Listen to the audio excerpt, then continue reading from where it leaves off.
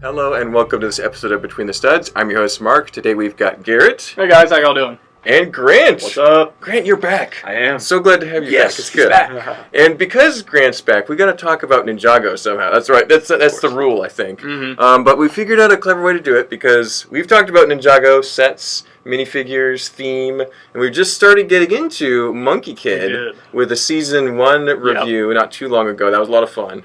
But what can we do with both of these amazing themes? Well, of course, compare and contrast them and try to figure out which is the best kind of Asian anime-inspired theme here, right? I feel like no matter when you talk about Ninjago or Monkie Kid, they always get compared. Yeah. You tell somebody about Monkie Kid and they go, well, we already have Ninjago. Yeah. You tell somebody about Ninjago, they're like, well, Monkie Kid's a thing now too. Exactly. It's a natural They're always comparison. compared. Yeah, for sure. When Monkie Kid came out, I was like, wait, is this like a Ninjago spin-off?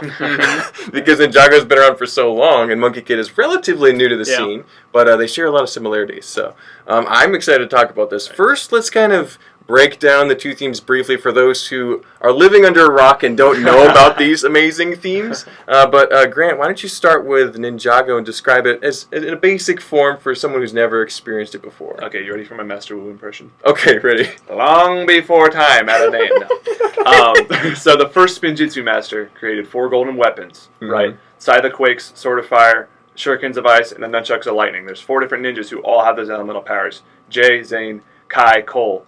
Then there's Lloyd, the green ninja, who, don't get me started on him. They all have a Sensei Wu, and they go on and do all sorts of adventures together. Lloyd beats his dad in a battle, and Who's Garmadon? there's dragons, there's mechs, there's awesomeness. Yes. And years worth of amazing TV show. 13 years worth to this point. Wow. 13 years. And how many? 16, 17 seasons? 16 seasons in Dragon's Rising. And Day of the Departed, which is like a movie. Which is like its own movie thing. Yeah, it's like an hour movie. Yeah. So tons of content, tons of figures, characters, spin-offs, all sorts of things. So Ninjago's pretty awesome. And before we leave Ninjago, how did you get into it? Have you had it your whole life? Yeah. What's the story? So I remember I grew up like Cartoon Network. I would watch the show every now and then. I remember watching season 1 like in one day on Netflix when I was like 9 years old. That's amazing. And then fell out of it. But when I got back into Lego, one of the first things I did was I came here and I got all the original, before I started working here, I got all the original Ninja figures, and that was what got me back into it. Yeah, so the original collection, right? That's awesome. Yep. Yeah, that's awesome. I remember having a little bit of Ninjago as a younger teen. I remember getting some of the sets and figures were really good for even like non-ninja mocks. They had some great weapons and stuff, so great pieces. So I had a little bit of Ninjago. I've never been a giant fan, but seeing everyone's appreciation for it has given me a lot of respect for it. So, but Garrett, for those who have never heard of Monkie Kid, which is actually quite a few, describe it for us in basic terms. More people have heard of Ninjago than Monkie Kid. For sure. But I would say a lot of people probably have heard of the story of the Journey to the West, which is what Monkie Kid is based on. It is an old Chinese novel, about 500, 600 years old. It's old. But this is Lego's reimagining kind of the next generation of that story. Yeah. So you have your main character, MK, the Monkie Kid. He's just your average, normal guy. He's a noodle delivery boy. Nothing special, really. And then one day, he finds the Monkey King's staff and helps stop the Demon Bull King and inherits the Monkey King's powers. Yeah. So he is essentially the next generation in that story. So you have a story that is full of history and, it's beloved. There's tons of anime based on it, Dragon Ball. Movies. There's all sorts of stuff. So the source material is really great. And then the Monkie Kid show is absolutely phenomenal. Yeah. It is completely hand-drawn, 2D, frame-by-frame animation. It's stunning. The story is really fun. It's fast-paced.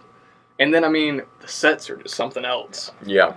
And despite only being a couple of years, the Monkie Kid sets have a pretty good reputation. Despite only being now 4 years old, Monkie Kid has proven itself to be, I would say, one of the top Lego themes, design-wise. Yeah. They came out swinging, right? So, They weren't playing any games with it. Yeah. For sure. And one interesting comparison I have, as I'm going to be the middle ground on this, because I know a little bit about both, but I'm not I wouldn't say I'm a super fan of either. Ninjago is very much an original IP. Yes. And it is kind of, ninjas are kind of Japan, I think, a little bit more than other regions. And then Monkey Kid, Monkey King, is based on an actual legend, which has a lot of history and a lot of other properties involved with that. So that's kind of a little bit more grounded in reality, but then it's also kind of Chinese culture and all that too. So a little bit of difference, but also a lot of similarities too. So very interesting. But one thing I think is a common denominator for both of them, they start in very legendary, epic fashion, and they have a lot of adventures. There's like legendary weapons involved, because you got Monkey Kid's staff, you got the golden weapons.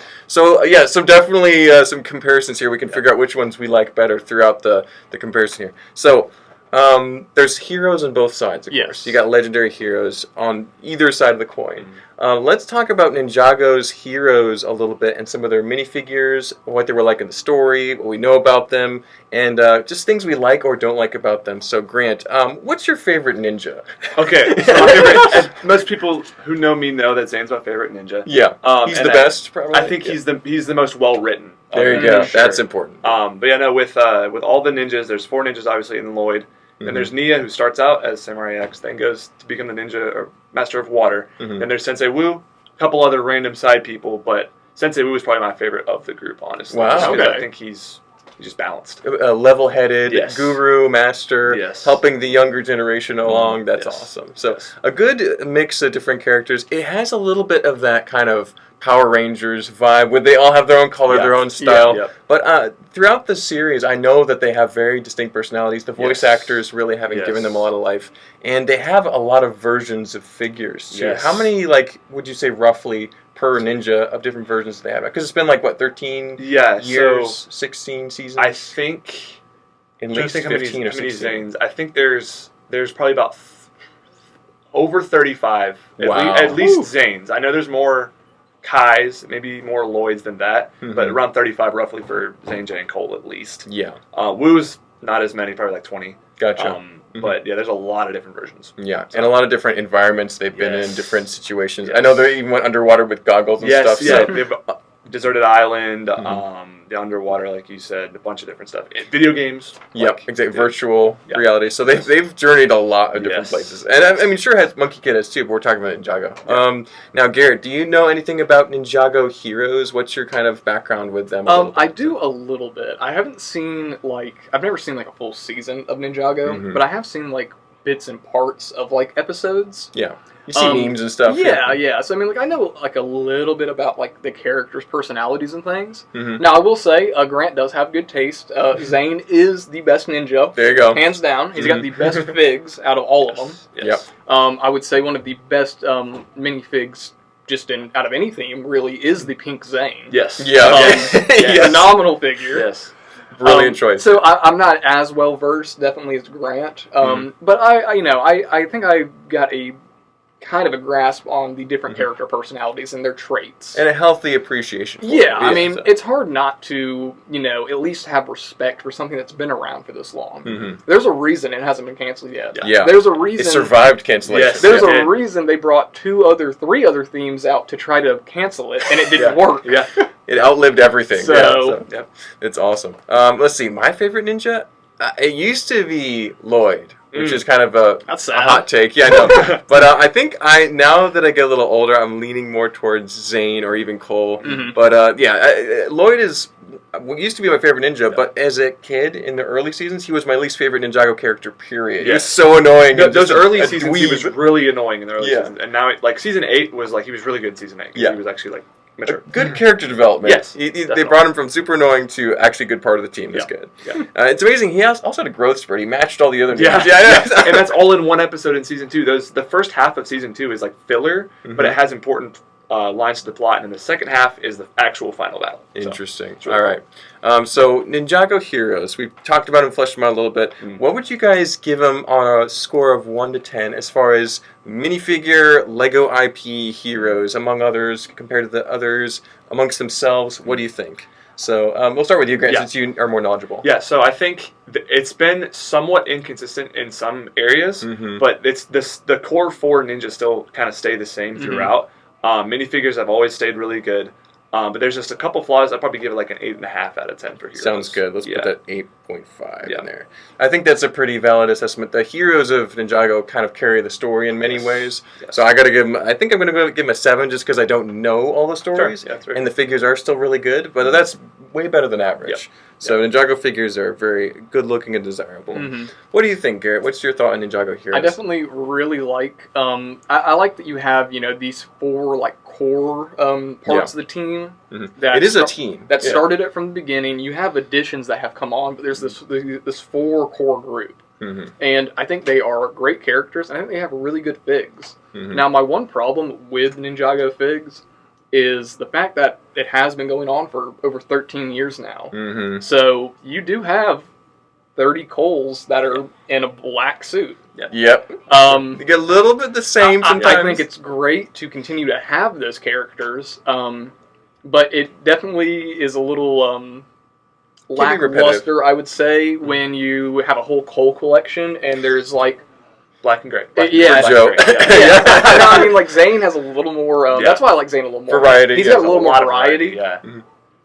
So I mean, I think they're cool. I would give them more of a 6, and that's really just because I don't know their full arcs and everything. Lack of knowledge, maybe. But, but there are some good figs. I just feel like some of them do get a little repetitive. That's a valid critique, I think. With as long as they've been around, the fact that they've kept it as fresh as they have is impressive. But there's still some repetition. They all have to still be ninjas, and you're kind of limited by that a little bit after so many seasons. But I will say, the original Ninjago head wrap piece is so iconic. That box art. Yes, with Kai. Exactly. So I think that's a pretty good score overall, especially given that there have been some sets and seasons of Ninjago which aren't as amazingly revered as others. So.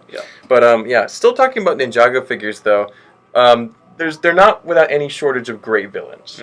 So, Grant, can you describe a couple of your favorite villain characters from Ninjago? I think you got to start with Garmadon, right? Yes. So I would say Garmadon is my favorite villain just because of his backstory, which backstory is also why I like my number 2. But Garmadon, Lloyd's dad, him and Wu were brothers, and then the Great Devourer bit him, so he wasn't supposed to be evil. And in the end, obviously when Lloyd defeats him when he was possessed by the Overlord, he becomes good again, becomes a sensei.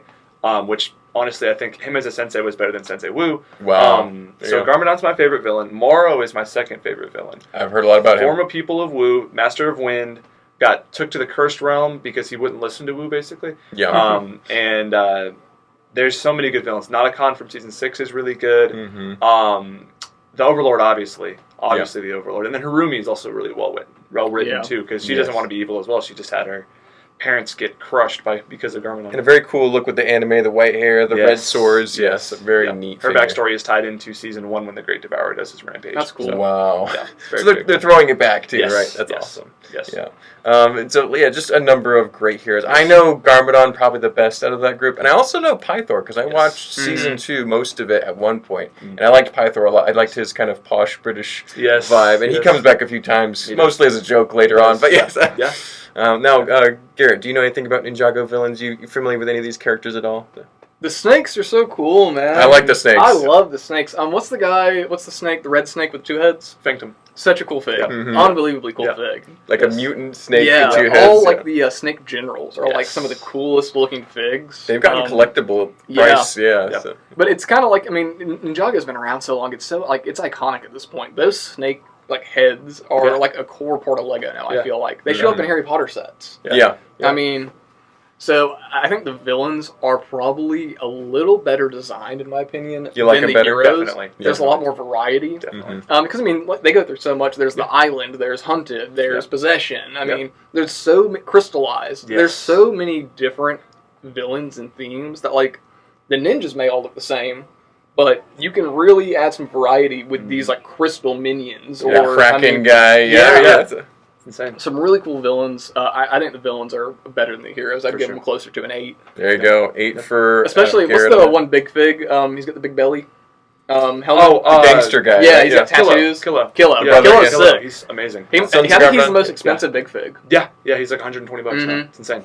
It's because he's got the mask and He's everything too. a The lot of Oni money. masks are so cool. Yeah, the Oni masks are really expensive too. Cool parts. Yeah, I think you've convinced me, Garrett, that the Ninjago villains villains need a are lot awesome. of respect. Yeah. That's an 8 for me, going up from the villains. I mean, the heroes were 7, 8 for the villains. Mhm. Grant, what's your feelings on the villains? Like, it's got to be a pretty high score. No, yeah. So I agree that the villains are definitely better than the heroes. I think the heroes are a bit more well written, but the villains are just so much more more variety, Dynamic. cooler, more dynamic. Yeah, so I'll give them a 9 out of 10. Probably. There you go, 9 out of 10. Yeah. I think that's pretty valid all the way around for sure.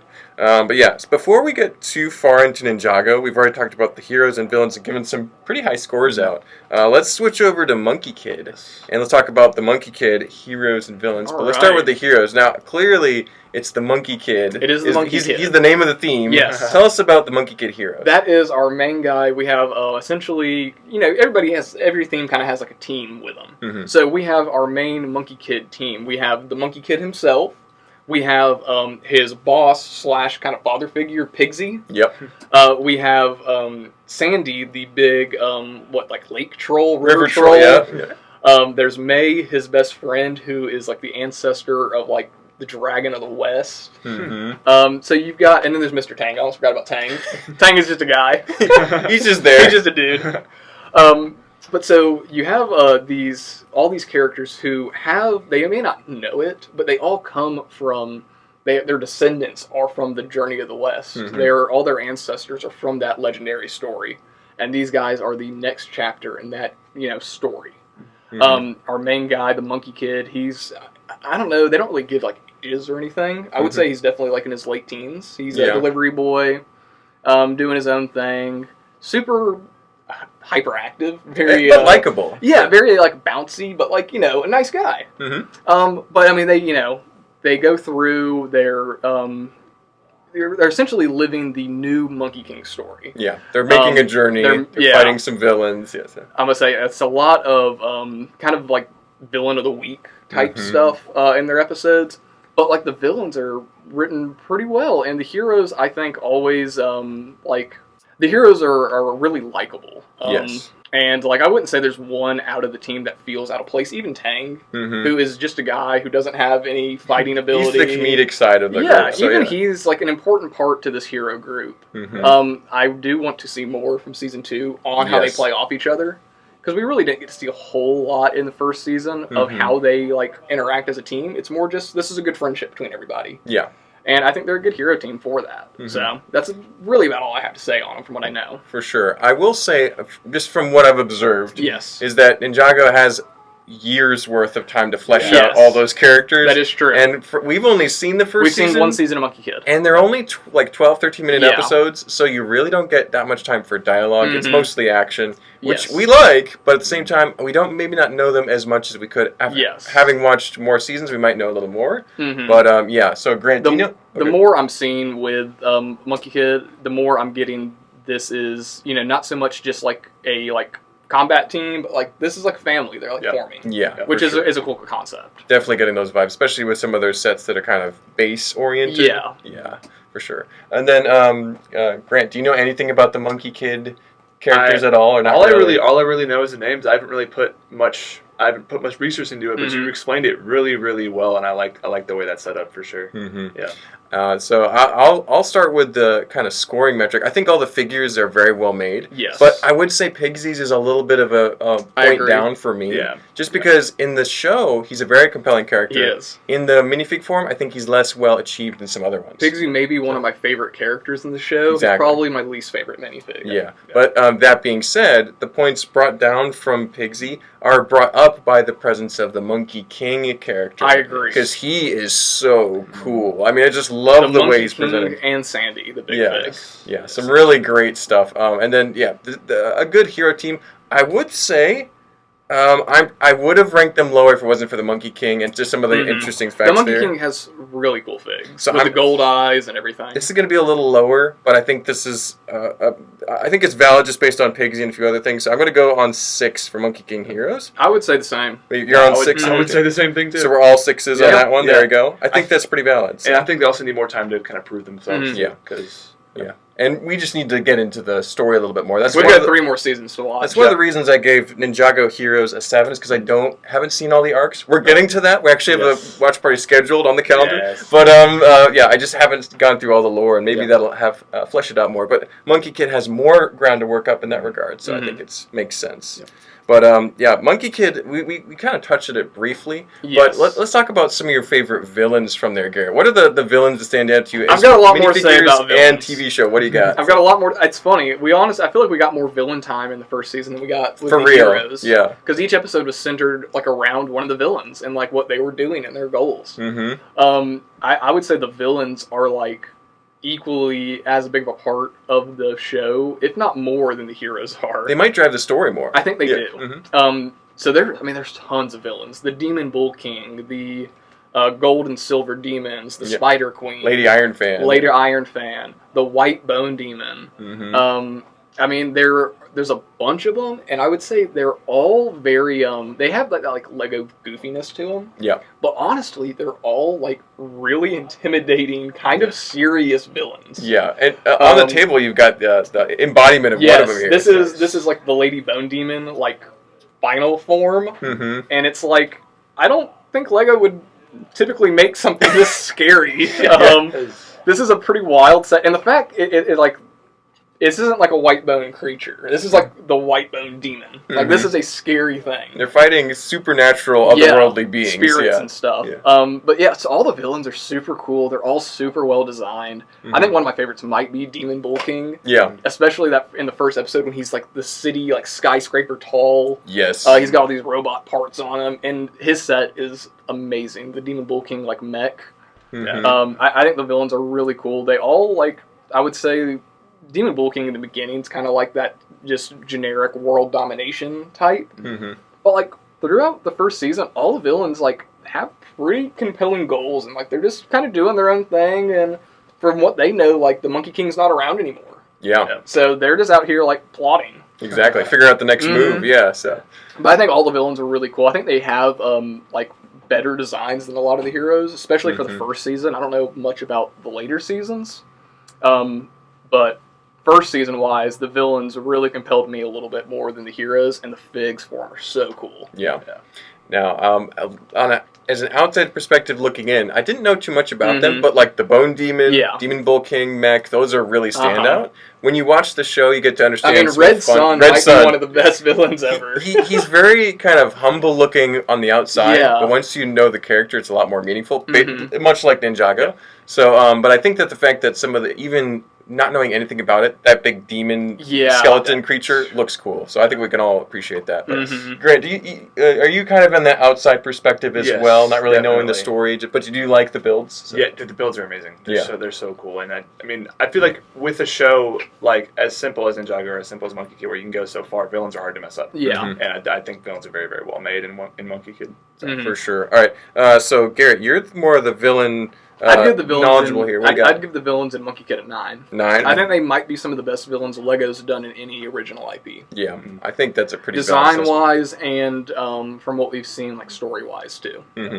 All right. Well, Grant, what do you think about the villains of Monkey King? I think I don't want to go too much into the set design category because we're going to get to that. Yes, but I think.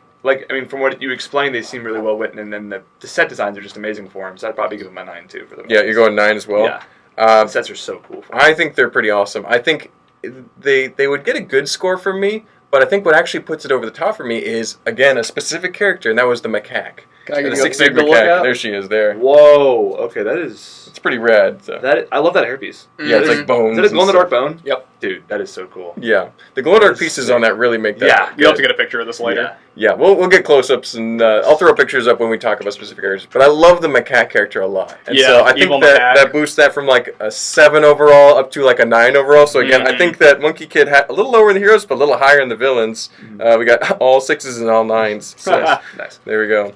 But some great characters on both sides of the aisle here. But we talked about sets a little bit, especially in this last one with the villains, because the villains are kind of tied to these giant mechs. Yeah, but like creature builds. Let's swap back to Ninjago for a second and talk about this. And I think Ninjago might have not the best advantage in this category of set design and play features and stuff like that, just because they've outlived design philosophy from different decades. Yes. There's been so many different sets, and they've evolved throughout the years. But I think even these are all Wave 1, isn't that right? Yes. Yeah. These are all from 2011. So probably like 8 years before they went to like vinyl and cloth wings like full time. So these, I think, for a nostalgia factor, they look a lot better than some of the newer dragons, except for like something like that new Source Dragon coming out. That's just a well-made set, and that's where I think, again, Monkey Kid might have an advantage, just because it's newer and the set designs are more advanced. But the thing about Ninjago is they're always really versatile with their set designs. They can use whatever amount of pieces they need to, because they don't need to go off a reference photo. They make it themselves pretty much. Yeah. So then, Ninjago has stayed really versatile with their sets. They've really improved in dragons. Mechs kind of have seen a dip a little bit. A little rough patch here and there. I think Lloyd's Titan Mech was kind of the peak of that. I love that set.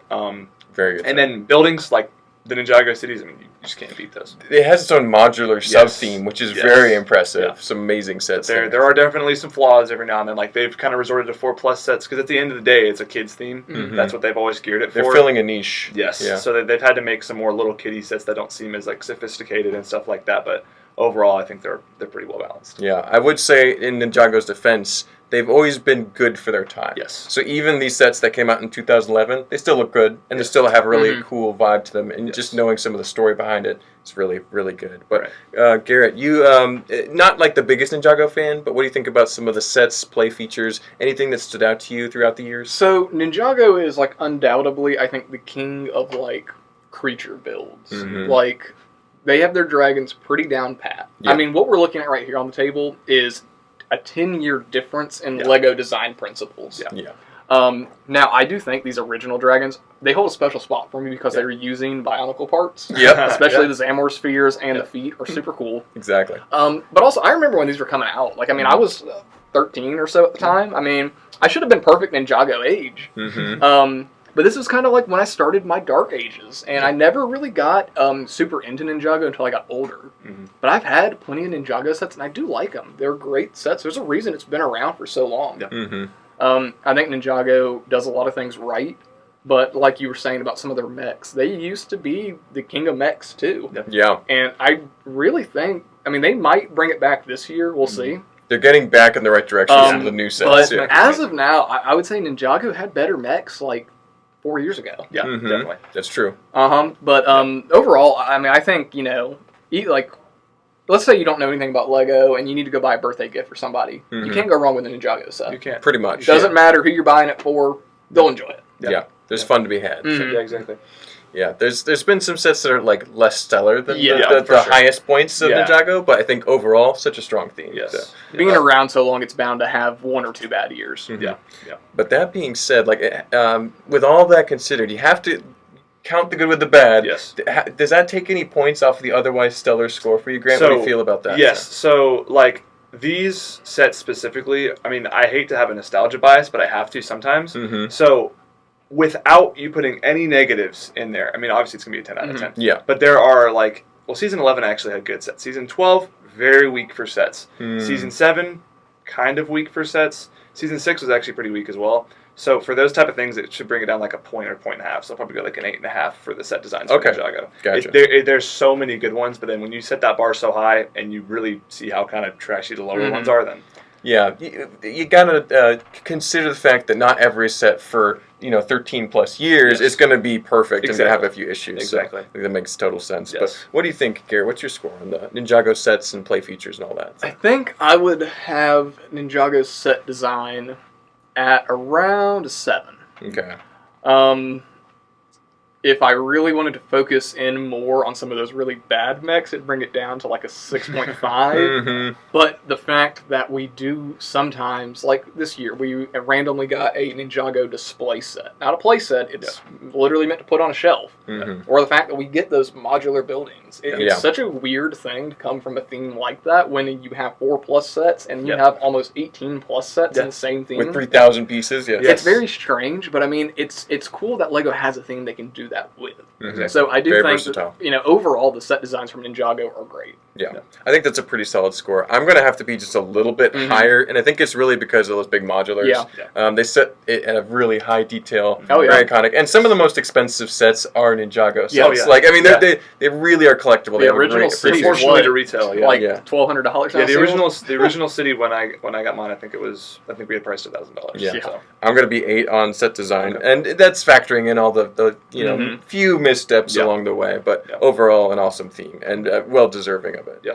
But and then let's keep on the Ninjago train for a little bit and talk about the story. So we've already talked about a number of elements, but is there a particular season or story arc that really speaks to you, Grant, that you can share with us? Yeah, there's 3. Okay. So my 3 favorite seasons in this order are 4, 5, and 6. Mm-hmm. Because 4, you start out after Zane got blown up in season 3, and the ninjas find a flyer out like in an alleyway that says, "Oh, we can help your friend." It's anonymous. They don't know who it's from.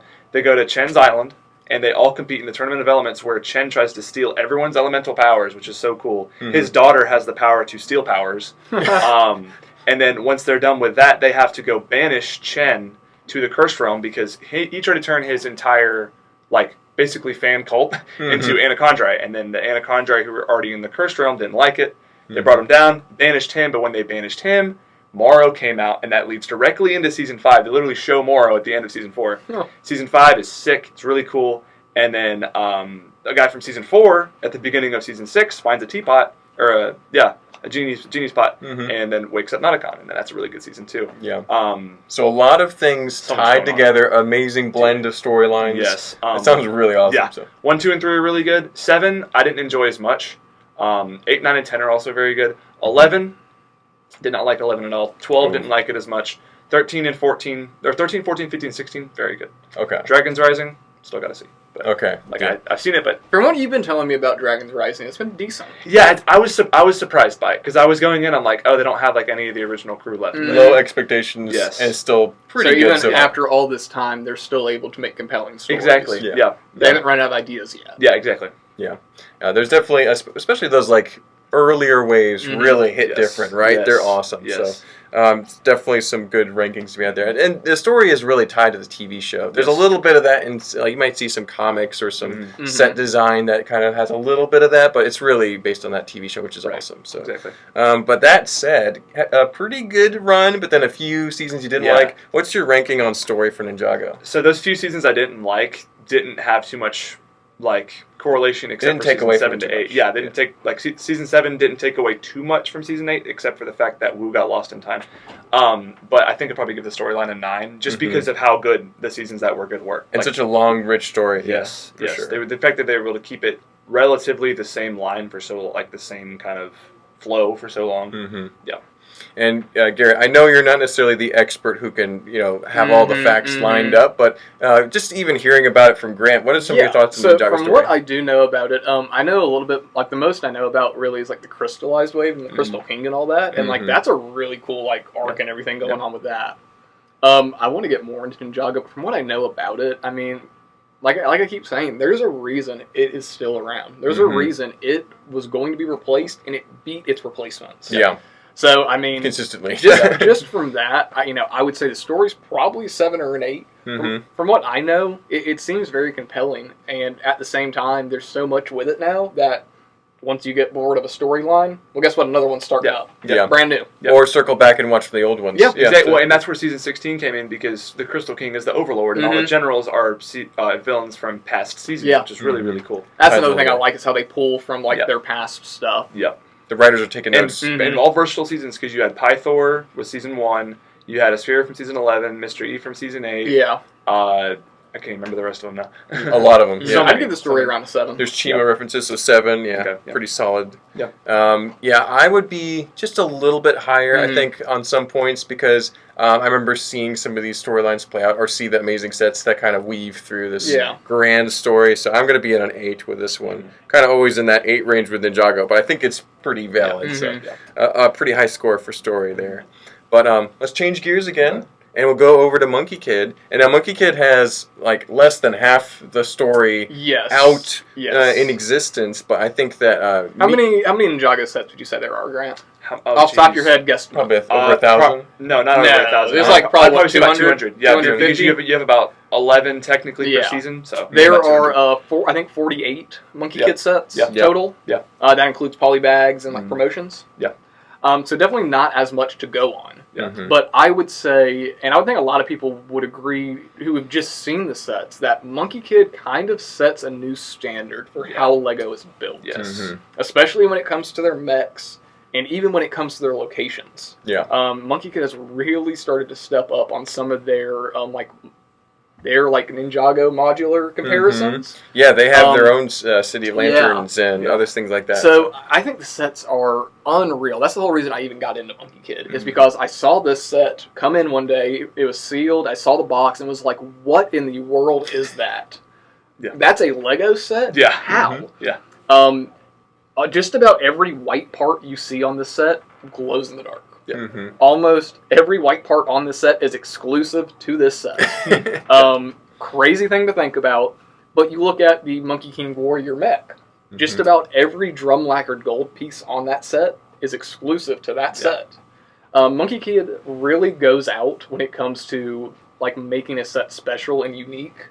They really do whatever they can to like set it apart from something else. There's nothing else that looks like this. Yeah. There's nothing else that has this much glow in the dark. Monkey King Warrior mech. There's not another thing that really has that much gold besides the Infinity Gauntlet.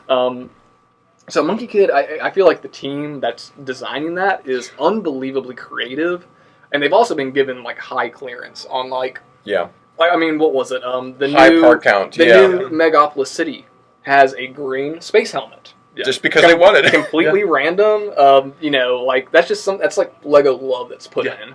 That's another thing I really like about Monkey Kid is they do put in a lot of references for older fans. There's tons of references for older fans. Stuff that like I would say, you know, the market audience for Monkey Kid is younger Chinese kids. I don't think a young Chinese guy is going to know what Snap is. Yeah, exactly. I don't think a young Chinese boy is going to know that's the Bionicle logo down here in the corner. Yep, exactly. So, I mean, you know, this is the old airport symbol. Monkey Kid really, like, goes out on, like, Lego love. I mean, there's a Paradies of Poolside set in this Lego store. Yep. There's an Adventurers set right there. Yeah, right? So, I mean, I feel like Monkey Kid not only is a really cool, unique theme, but it also is, like, a culmination of, like, Lego love. I mean, some people might know what this robot's from. Explorians, I think, maybe. Explorians, Time Cruisers. I mean, so I think the set design is phenomenal. It is some of the best Lego does. But then also, it's all the, like, Lego, like, trivia and lore and stuff they put in with it, too. I did want to touch on City of Lanterns in particular, because a lot of people say this is the 4+ Ninjago City. It really is. And I understand that sentiment to it. Because, yes, this is very much inspired by those Ninjago cities.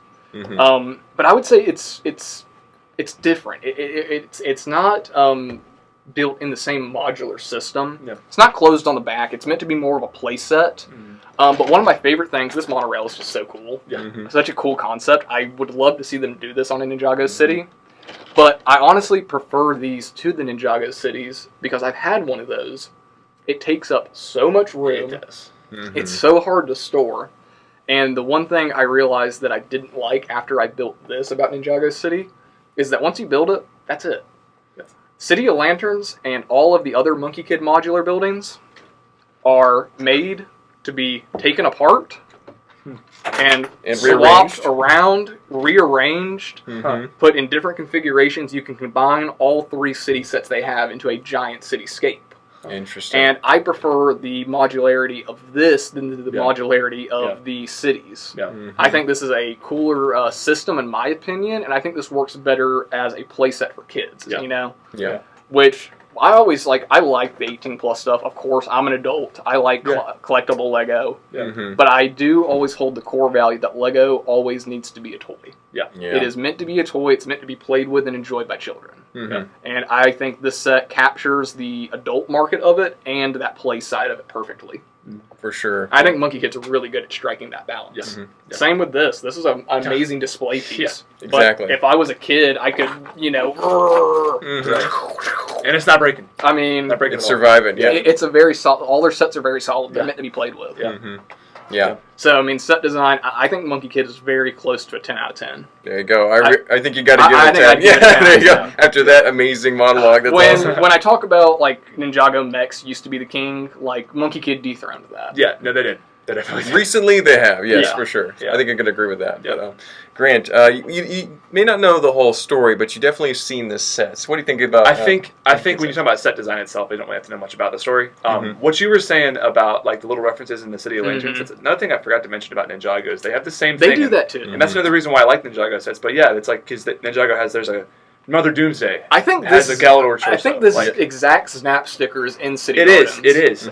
It is. And but it's in jargon. Yeah, exactly. Yeah. And there's a bunch of I love little Easter eggs like that, where you can include other little themes. Yeah, sets designs are just so good. The only thing about it is, like you said, there's only, was it like 48 including polybags? Yeah. I just haven't seen enough, but I would probably give it a 9. 9. They're just because there's not a lot of Lego themes that I can see that I don't know much about and be like, I would start collecting that even if I don't know. Monkey Kid's one of them. I feel like everything Monkey Kid does is like something that you haven't seen from any other theme. Yes. Yeah. Is what's crazy about it. Yeah, like you're talking about the glow in the dark parts are like all There's nothing else that's you like don't see that. Yeah. I mean, so I think it's very creative is what it comes down to for me. Yes. Mm-hmm. Very good. Well, I got to be pretty high on set design too. Some of these really big mechs are really awesome looking. I'm going to have to give it, I think it's going to be a 9 for me. Just really high scores in set design and play features overall. So, yeah, you guys both nailing the head with those. And you're selling me on this too. You're going crazy. You might have to watch the show. I might have to. If you like Ninjago, you probably like Monkey I'd recommend Kid. the show.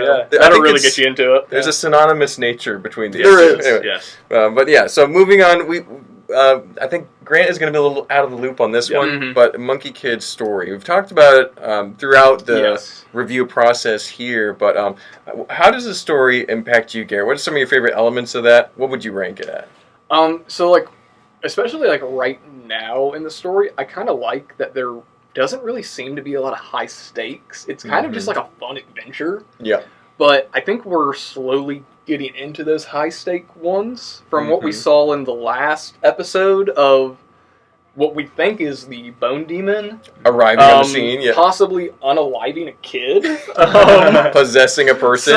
So I think the story is going to start ramping up in a very serious way. But right now, I'm really enjoying how the story is kind of so like nonchalant, villain of the week, just not very high stakes at the moment. Yep. But I mean, this thing has to show up at some point. Yeah. And when this thing shows up, I think the stakes are going to be astronomical for the characters. It's going to be insane. Yeah. So, from what I know now, I think the story is really fun. I won't say that, like, I'm, like, crazy invested in, like, what are these characters going to do yet? Because I think I need another season with them. Yep. Before, I'm super... We don't know everything yet. Yeah. And that's part, like, I wish I did maybe watch another season before this, but we got watch parties we got to do. Yeah. Everything in order. Yeah. But story-wise, I think it's fun. It's a cool reimagining of the Journey to the West story. As an anime fan, I like seeing, these kind of, like, references to other animes in the story and stuff. Like, there's a lot of Dragon Ball stuff in it, which is funny. An amazing voice acting cast for the show, too. The voice acting is, absolutely phenomenal. I'm very excited to see where the story goes. I think it could be one of the best stories Lego tells, depending on the direction they take it. Yep. I just don't know yet. But right now, I'm very excited to see where it could go. It's got to get serious at some point for this to show up. This isn't going to be a funny episode. Exactly. It's going to be when things get real. Really fast. So story-wise, right now, I'm having fun with it. I would give it probably a 7. I wouldn't say it's the strongest story Lego's ever done, but I would say it definitely has potential to be one of Lego's best. Yeah. For sure. Grant, you don't know much about the story, but from what you've heard, what you can assess looking at the sets, what do you feel about the story potential there? Like that was the word you talked about, potential. It's I don't know much about it, and what you talked about with Villain of the Week, once they get consistent and go really all in on one, I feel like it's going to be really good. Right now, I'd probably give it like a 6, just because I don't really know too much. Right now, it's like, from what we saw, it's kind of like introducing all the villains. Yeah. Demon Bull King got a couple episodes because he was like the main one. Yeah. And he had a cool like development where he was like this world like dominating guy in the beginning, and at the end he's like humbled and changed. Yeah, he's like his family's like worried about him. Yeah, exactly. Because he got possessed and he went like, bad. Papa, no! Yeah. Well, and another thing, I think with Monkey Kid especially, the dedication to the storyline in the beginning is a lot tougher than Ninjago was, because Lego has so much more going for them than they did when Ninjago came out, because they were kind of in like all they really had was Star Wars. Ninjago was like Lego had free reign to do whatever they wanted to with it. Yeah. Monkey Kid, they do kind of have some structures they have to stick to. High expectations. Not only because of the story, but culturally with China. Yeah. So it's a little different. It's a difficult market to get in on for various reasons, but I think that they've done a pretty good job overall. Hey, from what we know, Alex was just in China, and he said the entire Lego store there, the only thing that was decorated with was Monkey Kid. Yeah, it's all Monkey Kid. He said there wasn't a single Star Wars banner up anywhere. So it sounds like it's working over there. Yeah. So we might not see it as much over here anymore, but it's still got its market over there. So I'm going to be at a 7 too, guys. I think this is a really good story. It's just because I don't know more about it that I haven't been able to rank it more. And also, if I hadn't been convinced to join the party, I might not have been interested in learning this, because it's like, this isn't my go-to. It's a culture that is different to me. I'm not as immersed in Chinese culture as I could be, and for that reason, I think it's just a little bit of there's a step to get into it, but once you do, I think you'll enjoy it. But it's pretty solid scores overall. Some highs and lows here. We're going to pause the editing process, and we're going to add these up. But we'll get back to you and figure out who is actually the best. Now, before we do the actual score counting, who do you think is going to win? And who do you think in these characters, if they were to face each other, who would win? Like, what kind of matchups would you want to see? So, let's hear you, Grant. Well, I mean, for one, the tornado of creation is just whipping everybody up. That's pretty wild. That's pretty wild. But I mean, if you put the Bone Demon versus like Pythor, I mean that's that Bone Demon's obviously winning stomp. That, so. Now I haven't been keeping track of the numbers. I've been saying in my head, but Monkey Kid's set design might have had it take the cake. I'm just not sure. Yeah, that's where I am with it. I think Ninjago character wise might push it over. The villain's got really high ranks there. Yes, but face-off wise, I don't know. What's the face-off you want to see between these two universes? I don't know. Like, I don't know if anybody takes Monkey Kid. Yeah, with his staff and full potential. He is like the most overpowered character ever. In the first 4 episodes, he's literally invincible. He's invulnerable. Yes. He cannot be hurt. I want to see Monkey Kid versus Ultimate Spinjitzu Master Lloyd. That's what we need. Lloyd, I would love to see We need, like, the Monkey Kid mech versus, the gold Oni Lloyd. Yes, dude. That'd be insane. And they'd have a witty sparring match the whole time. Exactly. Yeah, that'd be great. So, alrighty. Well, we're going to add these up. If you guys want to break out a calculator for me, we'll figure that out and get back to us in just a second here. No way! Wow! Okay, so the numbers don't lie. The truth has come out. This is the closest one we've had so far. That is. Ninjago had a pretty good score of 94, which is a lot of numbers added up. I don't know what that's out of. It would be out of 12. Yeah, definitely a good team or a good 120 would be the top score. Yeah. So then Monkey Kid, 1 point short at 93. Garrett's a little upset by that. Darn it! If we had just given them one more on Heroes, it would have tied us up. No, it was very impressive. I think that speaks to how good these two themes are and how close they are. Yeah. As much as I love Monkey Kid and I love the set designs and everything, I cannot say this is a better theme than Ninjago. Yeah. It has not had enough time for that yet, I don't think. Give each of these a few more years, and we might have to circle back to this discussion. Yeah. Yeah. Because Ninjago can either go, I mean, some of their sets now are like on the up and up, but the storyline could go down. Monkey Kid could do the exact reverse. It could go just up both ways. Like, you never know. You never know. Hopefully both these themes continue for many years. We get many more amazing sets to wish we could collect. But let us know in the comments what you guys think. Do you agree with our scores? Do you think that Ninjago should edge out Monkey Kid right now as of filming this? I think that we all had a good discussion. We feel pretty good about these rankings. But yeah, appreciate you all watching. Appreciate you guys' insight on both of these awesome themes. It's been a fantastic episode. And yeah, thank you for watching. We'll see you in the next one. Bye-bye.